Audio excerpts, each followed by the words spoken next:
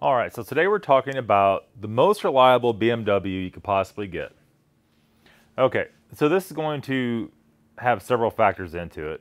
One's going to be cost, one's going to be availability, and some of these cars aren't as available, so they don't make the list, right?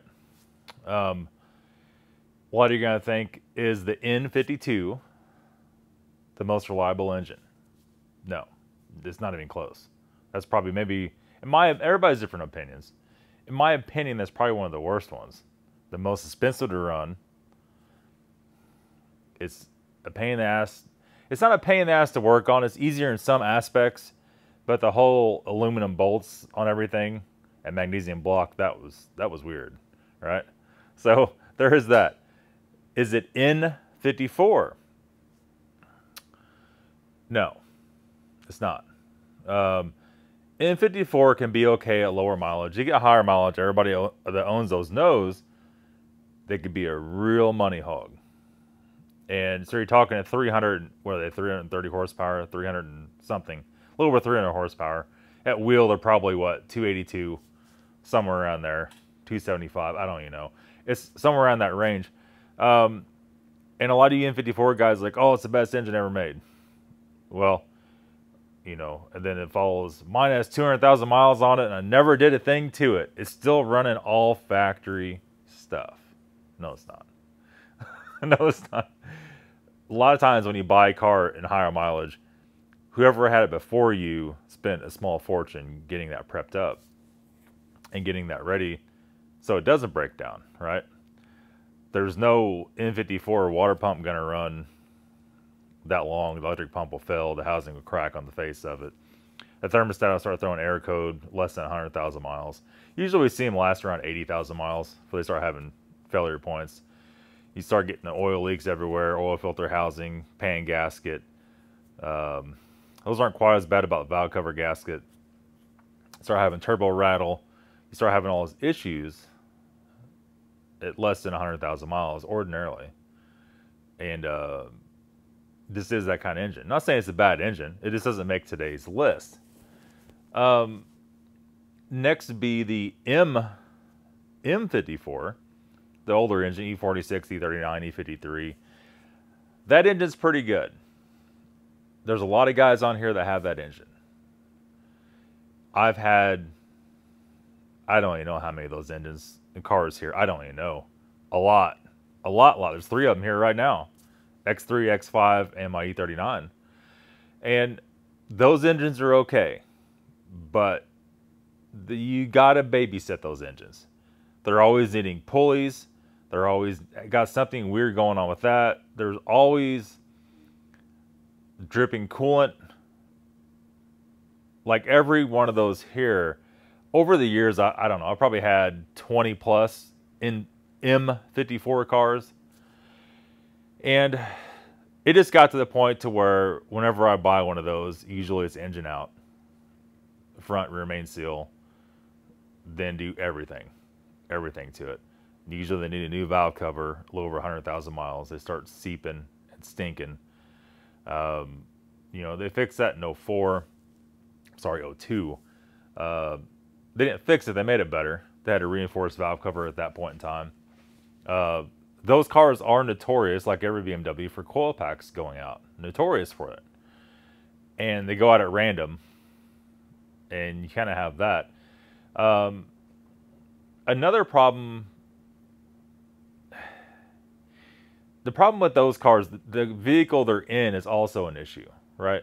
So X5, door handles, window regulators, water ingress, that's a problem with those. A problem. Strip splines in the front dry shaft, always needing control arm bits, always needing that kind of stuff. Is it a bad engine? No, it's not. But if you overheat that engine one time, you have to throw it away. There's no fixing that. Once it pulls the bolts out of the block, we try to fix them. They last for a while. It just isn't really a feasible thing. The benefit of that is you could buy a new engine for $500 or $600, right? N52 same way. And You know, that is a benefit of it. Does that make it a great car? Is it a great car? No, it's not. It doesn't really do anything in particularly well. It does everything kind of well. It doesn't do any one thing in particular well. If you get E39, E39 rides pretty smooth. They're getting older now, so chassis-wise, they're starting to need a little more things. But that's probably the best chassis to get an M54 in. So if you have E39, don't worry. I'm just saying for this video, that may not be the case. M62TU. A lot of you guys have that engine. So that's X5 4.4, BMW 540. That's actually not a bad engine apart from the timing chain guides, right? If you get on top of the timing chain guide problem, you get that sorted before it goes out, that engine actually is not a bad engine. It's probably one of the more reliable ones of the bunch, right? But it's not the most reliable. Therefore, don't go buy one of those. Because if the timing chain guides go and you own that, you're in a bad situation. And you can't buy another engine for it because it's going to have the same problem. So be cautious of that. I'm going to go touch on a couple other things here. N20, and not only N20, but also to follow the similar engines, N12, N14, and the Mini Coopers. Those engines are not, they're not a bad engine. Timing chain guides, they go out, but they're easy. They're real easy. And they had recalls on those, so you might have had a recall. The tensioner fails, starts slapping the chain, and breaks the guides. The nice thing about all those four-cylinder engines, you could easily fix that, right? If you get the valves bent, if you get all that, the parts are not expensive for that at all. So you could easily take that off. It's not an insanely complex timing system. You could buy a basic kit. The last one, the Mini Cooper one we bought it wasn't much, $79. So you could retime it. There wasn't like this big mystery to it, right? It was fairly straightforward. That's a good beginner car. You can find an N20 just about anywhere right now with engine problems. As long as it hasn't derailed and like grenaded the engine, you could easily fix that. N55, the reports are now the rod bearing issue. And this is what you have to understand. Most BMWs starting in 2011, 2012, most of your common engines have rod bearing failure. They just become an expendable part. That's not that big of a deal if you know how to fix it, right? If you have access to a lift and you doing it as a preventative, not after something's already happened, that's not that big of a deal. If you have to pay a shop to do it, you're going to be out several $1,000s. The problem will be trying to find a shop to do it. So then we go into S63. No way. I don't want to buy one of those. That's a horrible engine. N63 is even worse. N63, the car isn't worth enough to fix the engine. And extreme money, right? And that leads us to the M cars. S65, E92, E90 M3. That's a good, reliable engine, aside from the rod bearings and throttle actuators.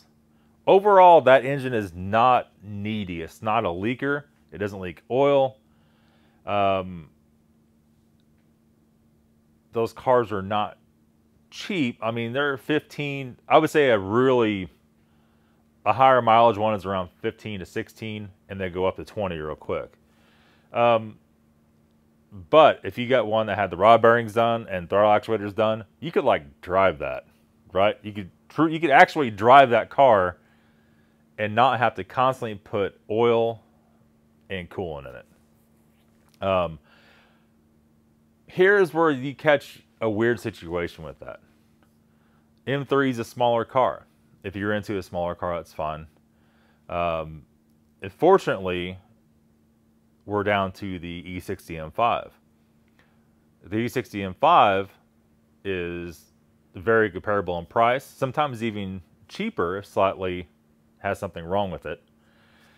You can find one that has some shoddy maintenance records and maybe a little something going on for 11, 12. A good one brings up to the low 20s and mid 20s. You basically have 2 more cylinders and a bunch more horsepower with that versus the M3. And the chassis is a lot more comfortable to drive. It's a lot nicer. It's a lot quieter. There's a lot more functions in it.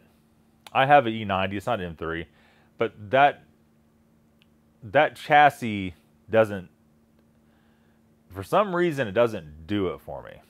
I don't know. And you guys, if you've driven both, you probably know, from an E60 to an E90, just a regular car too, a 6-cylinder car. An E90 just, you have to like that kind of car, right? You're not going to be able to haul much in the back seat as far as people. If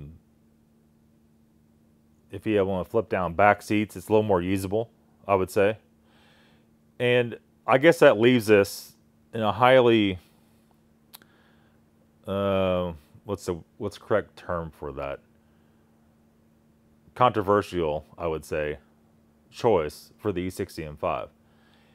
The S85 engine in the E60 M5 doesn't use, well, it doesn't leak oil. You have to always check the oil, but it's all in the cluster on that one. You don't ever have to add coolant to it. It's not a coolant user. It's not a coolant dripper. The same as the S65. Once you do rod bearings and throttle actuators, if the car has been maintained other than that, overall it's pretty good. The SMG, believe it or not, is not that finicky of a gearbox. It's really not.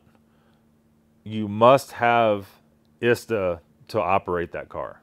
That car is not a regular scanner operatable car. It's a no-go. You must have ISTA to do 2 things. The recodes, you have to run all the stuff for the SMG. You have to run adaptions to be able to reset adaptions for throttle actuators. You have to run, if you do any Vanos work on it, you have to do the procedure for the Vanos that bleeds all the air out of the system. The problem with the E60 chassis, they have water ingress problems. Probably not as bad as some. If you get the car, you rip the plug out of the ECU box so it doesn't back up full of water. The car electronically will actually be pretty good. There's a few other things. Diversity antenna could be inconvenient. That's not that expensive to fix. There is some know-how to code that back in. And that's it. There's no seat twist problems. They don't have as much control arm issues. E60s aren't as popular for control arm issues. We did them on this car. We did them on the other car just because I'm real picky with stuff. And I want everything to be just so-so. But it's a more highway drivable car. So if you're okay with the price point right now, starting at $11K and going up, for the money, and we spent quite a bit on mine. Mine was so neglected and so run down when I got it.